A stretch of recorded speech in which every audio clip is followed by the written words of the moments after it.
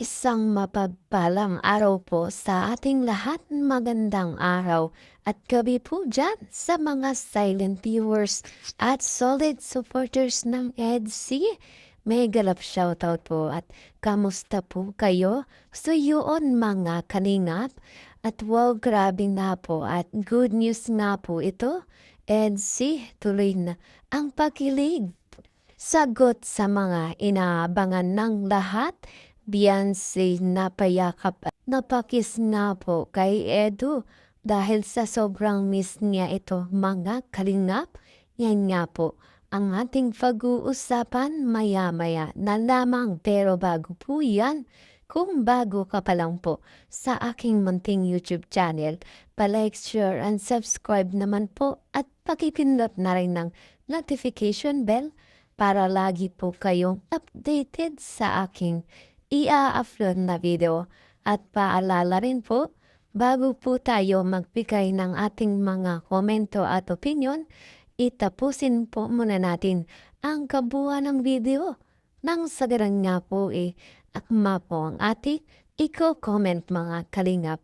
At lagi ko rin nga pong hiling sa inyo, patuloy nating suportahan ang mag-ama na matubang.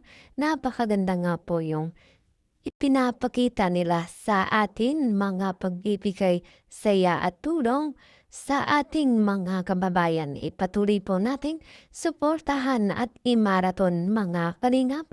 Nang sa ganun nga po marami pa po silang matulungan. Lalong-lalo na nga po dyan yung mga kapos sa pangangailangan, imaniga po nila. At syempre, wag rin nating kalimutang suportahan ang kanilang may bahay. Walang iba kundi sina Ate Edna Vlogs at Jackie Tafia. Wag po sana tayong magsasawang sumuporta, mga kalingap. So yan, balik tayo sa ating pag-uusapan at tatalakayin ngayong araw. Wow, good news, EDC. Tuloy ang pakilig. Sagot sa mga inaabangan ng lahat.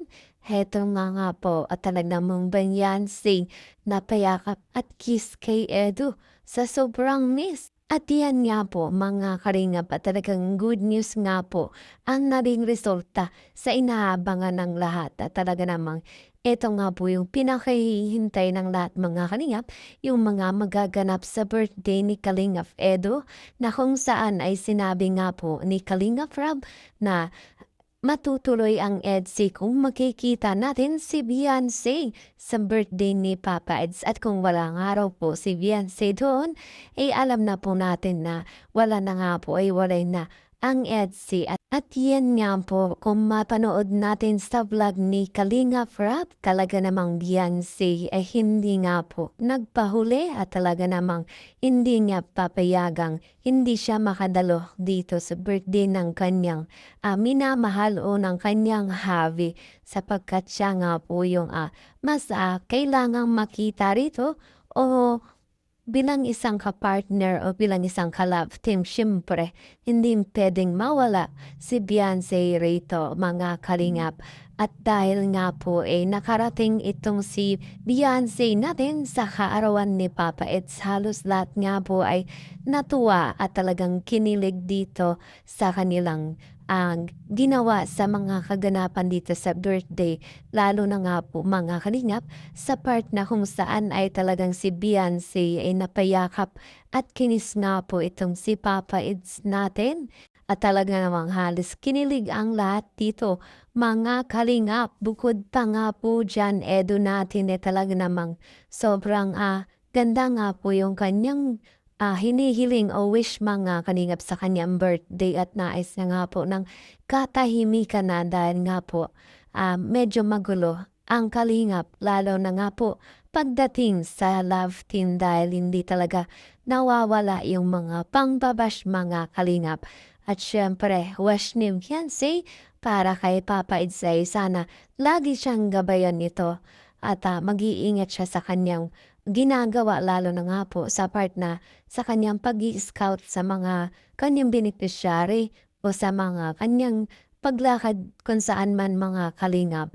Grabe nga po ito si Beyonce, ganito nga po nag-aalala dito kay Kalingap Edu natin. At ang maganda nga po mga kalingap ay talaga namang eto nga po mga kalingap masasabi nating tuloy ang EDSI o tuloy ang pakilig ng EDSI mga kalingap dahil yun nga po't natunghayan o na kita na natin ang resulta sa mga mensahe ni Kalinga Prab o sa mga sagot ni Kalinga Prab o sa mga sagot din ng mga taong o mga supporters na nagtatanong kung hiwalay na ba ang EDSI at ito na nga mga kalingap masasabi natin ang EDSI ay patuloy at tuloy-tuloy na magpapakilig sa atin. At syempre, marami pa nga po tayong aabangan mga kalingap. Pag wala si Biancy sa birthday ni ni Edu, edi wala na. Abangan nyo na lang po yan. Pag wala si Biancy sa birthday ni Eds, edi wala na. Yan nga po, talaga namang kinabahan ang lahat dito sa sinabi ni Kalinga Prab. At talaga namang, ay ito nga po ang resulta at good news mga kalingap. At ito pa nga mga kalingap, may ilan nga pong nagsasabi na si Kalingap Edu ay mayroong ibang jowa.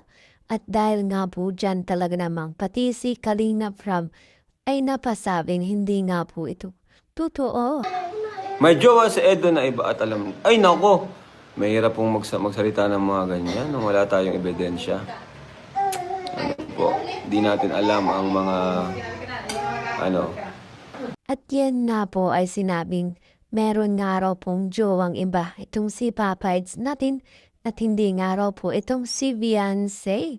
At syempre sinabi ni Kalinga Prab na at parang pinapakita niya rin si Papa Eds natin ay walang ibang jowa kundi si Beyonce lamang. At dahil nga po dyan ay talaga namang ang iba mas naniniwala sa kanilang nakikita na kung saan mga kalingap ay Team EDSI pa rin sila.